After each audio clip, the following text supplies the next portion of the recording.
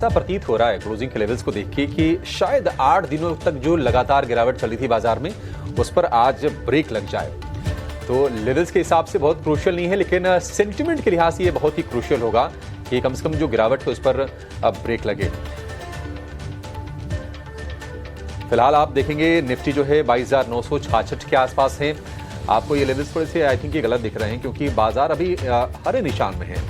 इसको हम करेक्ट करेंगे और फिर से लेवल्स को लेकर सामने लेकर आएंगे। लाल निशान में नहीं, हरे निशान में निफ्टी होना चाहिए। और सेंसेक्स की जो बढ़त है वो है 76 अंकों के आसपास की। 90 अंक ऊपर आपको सेंसेक्स दिखेगा। निफ्टी बैंक की बात करें तो करीब 200 अंकों की बढ़त के साथ फिलहाल कारोबार हो रहा है। तो 8 दिनों की गिरावट थमी है, लेकिन सवाल यह कि क्या इस गिरावट के बाद एफआईज क्या लौटेंगे बाजार में, वहां क्या होगा, क्या वहां से भी सेंटिमेंट बेहतर होते हुए दिखेंगे? क्योंकि देखिए अर्निंग सीजन खत्म हो गया है। आज जिस तरह की शुरुआत हुई थी, शुरुआत देखकर लगा कि नहीं डैमेज काफी बड़ा हो जाएगा, लेकिन लोअर लेवल से बहुत अच्छी रिकवरी आई। और ना सिर्फ निफ्टी में, सेंसेक्स में, बल्कि अगर आप ब्रॉडर मार्केट में देखेंगे तो स्मॉल कैप और मिड कैप इंडेक्स में बहुत ही शानदार रिकवरी आई है। मिड कैप में करीब 1300 अंकों के आसपास की रिकवरी आई है। तो ये क्लोजिंग के लेवल्स आपके स्क्रीन पर। निफ्टी में हम कह सकते हैं कि ये जो प्रोविजनल क्लोजिंग हुई है 2-4 पॉइंट का बाद में फर्क रह सकता है, लेकिन गिरावट पर कम से कम ब्रेक लगी है, ये चीज आज निश्चित तौर पर कह सकते हैं।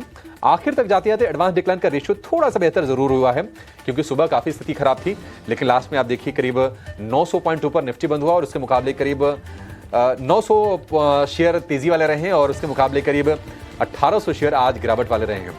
आज का स्टार जो रहा है अडानी एंटरप्राइजेस करीब 4% की तेजी, बजाज फिनसर्व में करीब 2.5% की तेजी रही और इंडसइंड बैंक में भी तेजी रही है। एचडीएफसी बैंक ने बहुत अच्छा सपोर्ट दिया है बाजार को और एचडीएफसी बैंक में हम देख रहे हैं कि 1.5% की स्ट्रॉन्ग तेजी आज के सत्र में रही है।